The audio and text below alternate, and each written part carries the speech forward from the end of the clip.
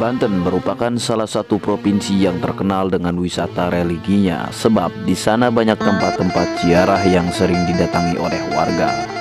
Makam-makam ulama Banten yang dianggap keramat salah satu menjadi daya tarik pengunjung. Selain itu, lokasi yang unik juga menambahkan keseruan saat akan menginjakan kaki di tanah santri tersebut. Dari sekian banyaknya makam, ada beberapa yang sudah menjadi kewajiban pengunjung ketika mendatangi Banten. Berikut 7 makam di Banten yang sering dibanjiri pengunjung.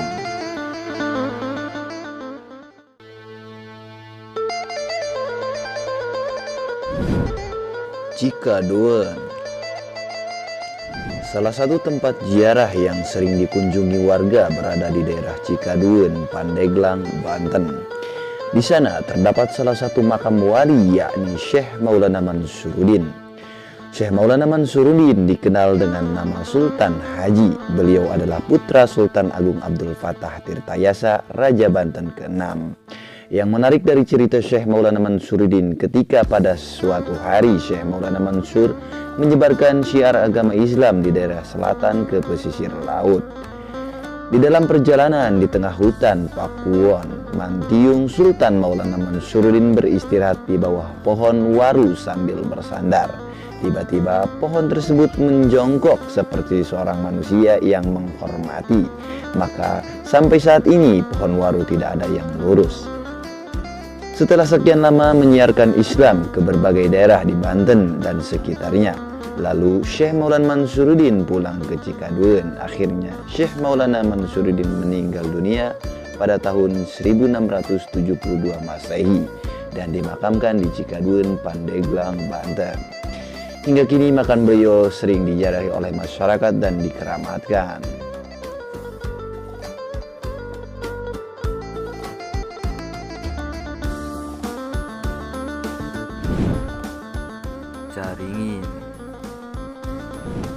Caringin yang berada di Kecamatan Labuan, Pandeglang, Banten, terkenal pesona laut yang sangat indah. Caringin diambil dari kata beringin yang artinya pohon teduh yang rindang. Di sana terdapat makam seorang ulama atau pejuang yang bernama Syekh Asnawi. Orang kampung biasa memanggil dengan sebutan Mama Asnawi.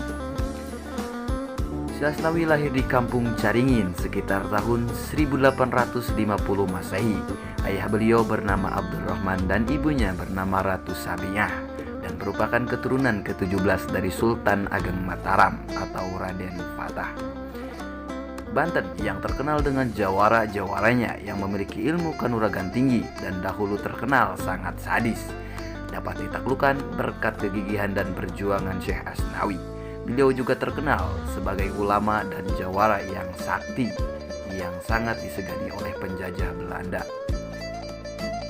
Hingga kini Masjid Salafiyah Caringin dan makam beliau tak pernah sepi dari para peziarah baik dari sekitar Banten maupun dari berbagai daerah di tanah air. Gunung Santri. Gunung Santri merupakan salah satu bukit dan nama kampung yang ada di Desa Bojonegara, Kecamatan Bojonegara, Kabupaten Serang, Banten.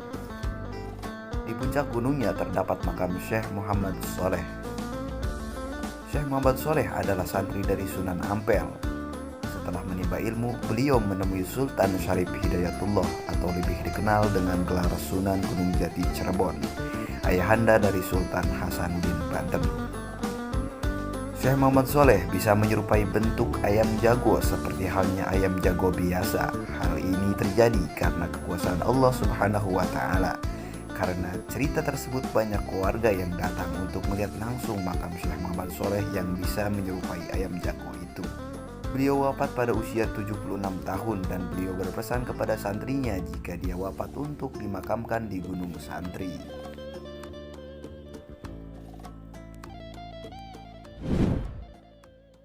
Tanara.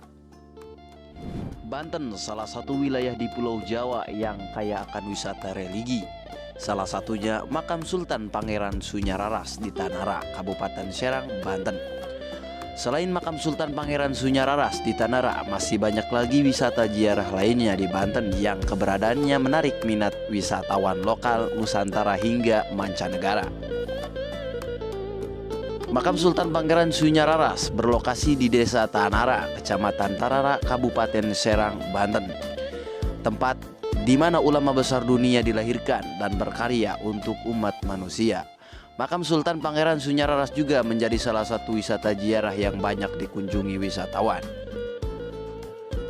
Lokasi makam Sultan Pangeran Sunyararas ini berada di kampung halaman ulama besar dunia, yakni Syekh Nawawi Al-Bantani Tanara. Syekh Nawawi itu sendiri wafat dan dimakamkan di Ma'la, kota Makkah. Namun tidak sedikit wisatawan yang berkunjung ingin mengetahui lebih dekat napatilah Syekh Nawawi tersebut.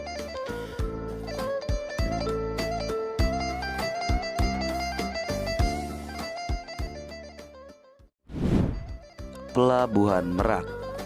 Berbicara soal Merak, tentu sebagian besar masyarakat tahu akan keberadaan Pelabuhan Merak yang menjadi fasilitas penyeberangan penumpang dari Pulau Jawa ke Pulau Sumatera. Namun ada salah satu tempat yang diyakini banyak orang mempunyai karomah tinggi, yakni makam Syekh Jamaluddin Merak. Posisi persis makam dan masjid Syekh Jamaluddin berada di tengah-tengah stasiun Merak di dermaga 3 Pelabuhan Merak. Makam Syekh Jamaluddin dikabarkan memiliki karomah tinggi dan masjid Syekh Jamaluddin sering dijadikan tempat iktikaf para peziarah.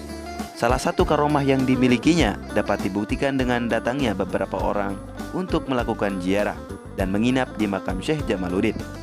Bahkan sampai saat ini makam beliau selalu ramai dikunjungi para peziarah dari berbagai daerah. Kasunyatan. Sultan Maulana Yusuf merupakan salah satu putra dari Sultan Maulana Hasanuddin Banten dan merupakan Sultan Banten kedua. Lokasi makam Sultan Maulana Yusuf tidak jauh dari makam ayahnya, yaitu Sultan Maulana Hasanuddin Banten. Kedua makam tersebut masih dalam satu kecamatan, yaitu Kesemen, Kota Serang. Meskipun tidak jauh dari makam ayahnya, makam Sultan Maulana Yusuf selalu ramai dikunjungi para peziarah baik lokal maupun interlokal.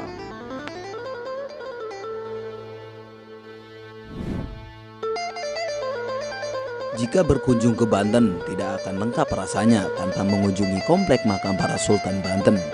Makam-makam tersebut berada di Masjid Agung Banten, seperti makam Sultan Maulana Hasanuddin, Sultan Ageng Tirtayasa, Sultan Abdul Mapahir, Muhammad Aliuddin, dan lain-lain.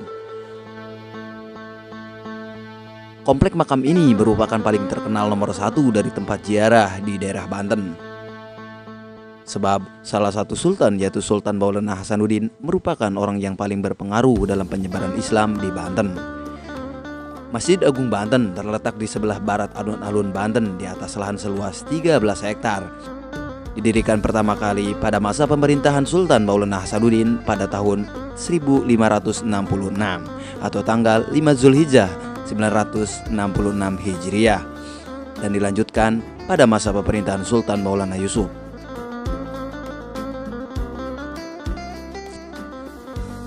Itulah tadi 7 makam keramat di Banten yang paling ramai dikunjungi. Semoga bermanfaat dan kita semua mendapatkan barokah karomahnya wali-wali Allah. Amin ya Allah ya Robbal Alamin. Cukup sekian dari saya. Mohon maaf bila ada kekurangan. Wassalamualaikum warahmatullahi wabarakatuh.